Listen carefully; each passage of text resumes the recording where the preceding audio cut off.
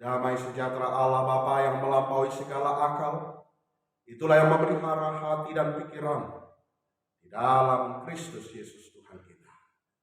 Amin. Shalom, amanginan, rekan-rekan, saudara-saudariku yang dikasihi Tuhan. Apa kabar kita semua? Saya berharap kita semua diberikan sukacita dan berkat yang berlimpah dari Tuhan. Pada saat ini kita akan bersekutu melalui renungan firman Tuhan untuk kita semua, Manginang dan rekan-rekan semua, yang tertulis dalam surat Paulus kepada jemaat yang di Korintus, yaitu 2 Korintus 8 ayat 7. Di dalam firman Tuhan dikatakan demikian, maka sekarang sama seperti kamu kaya dalam segala sesuatu, dalam iman, dalam perkataan, dalam pengetahuan, dalam kesungguhan untuk membantu, dan dalam kasihmu terhadap kami. Demikianlah juga hendaknya kamu kaya dalam pelayanan kasih ini. Demikianlah firman Tuhan. Amanginang yang dikasihi dan dicintai, dan juga kepada rekan-rekan semua. Kalau kita pernah belajar dalam psikologi perkembangan, bahwa manusia berkembang mulai dari proses anak-anak yang baru lahir menjadi anak-anak yang bertumbuh dewasa dan menjadi orang yang sudah dewasa. Tidak mungkin anak yang baru lahir pasti langsung menjadi orang yang sudah dewasa. Ketika anak yang baru lahir pasti dia akan belajar, memahami, menganalisa, dan juga mencontohkan dari apa yang dia lihat. Demikian juga kita sebagai orang Kristen. Bagi kita yang orang Kristen, apabila seorang Kristen yang baru lahir, orang tuanya akan membawa anaknya yang baru lahir untuk pergi ke gereja untuk dibaptis. Setelah dibaptis, orang tua mempunyai tanggung jawab dan kewajiban membawa anaknya untuk ke gereja supaya menerima pengajaran melalui sekolah minggu dan juga dibantu dalam pendidikan di rumah tangga. Dan setelah itu dalam beranjak dewasa kita mengenal adanya malua atau angkat siri. Sebelum anak yang mulai beranjak dewasa mereka angkat siri, ada yang kita kenal namanya marbuku, malua. Proses katekisasi atau proses pembelajaran.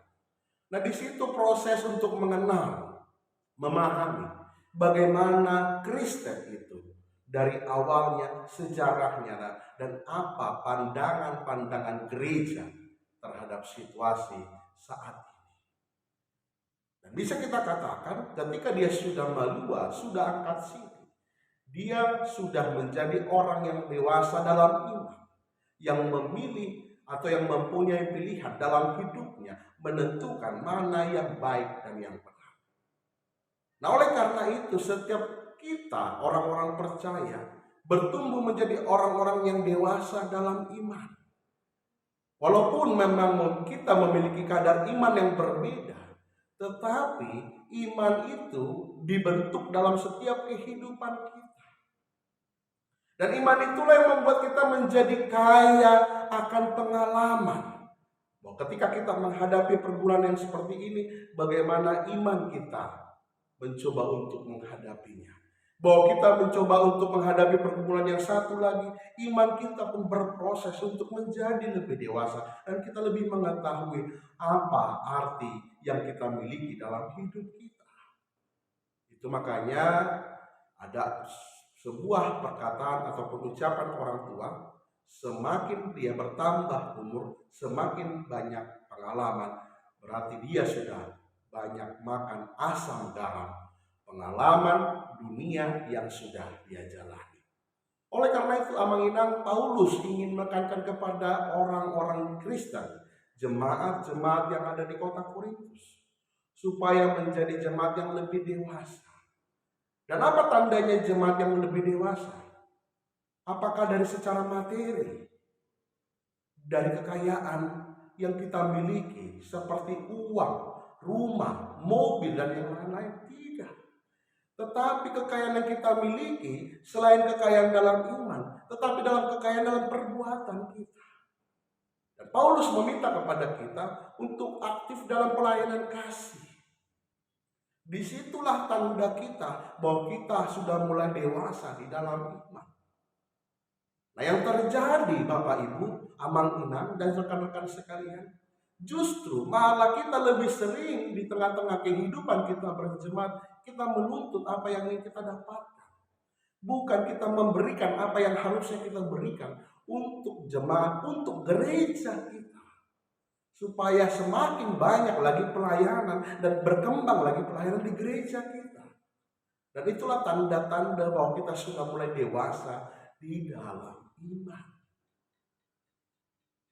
Semakin kita dewasa dalam iman, semakin kita tahu bagaimana kita melangkah. Dan justru ketika kita sudah semakin dewasa dalam iman, dewasa dalam pelayanan, tidak ada lagi ketersinggungan. Tidak ada lagi kekecewaan. Kenapa aku harus seperti ini? Tetapi jadikanlah justru ketika orang yang sudah dewasa dalam iman, dia mampu untuk menyatakan, aku melayani hanya untuk Tuhan. Bukan untuk seseorang, bukan untuk kepentingan, tetapi untuk memuji dan memuliakan nama Tuhan. Amin, kita berdoa. Allah Bapa yang kami puji dan kami sembah dalam nama Tuhan Yesus Kristus Tuhan kami. Kami mengucap syukur atas segala berkat yang Kau berikan dalam hidup kami. Oleh karena itu Tuhan, kami berikan hati dan pikiran kami Tuhan untuk melayani Engkau sebagai tanda ucapan syukur kami Tuhan. Dan tidak lupa kami Tuhan untuk memohon segala pengasihan-Mu dalam kehidupan kami pribadi lepas pribadi. Berkati kami Tuhan setiap jemaat-Mu, terlebih bagi mereka yang sedang terbaring di tempat tidur mereka karena sakit, supaya mereka mendapatkan kekuatan daripada Tuhan. Tuhan, tuntun kami dalam Roh Kudus-Mu.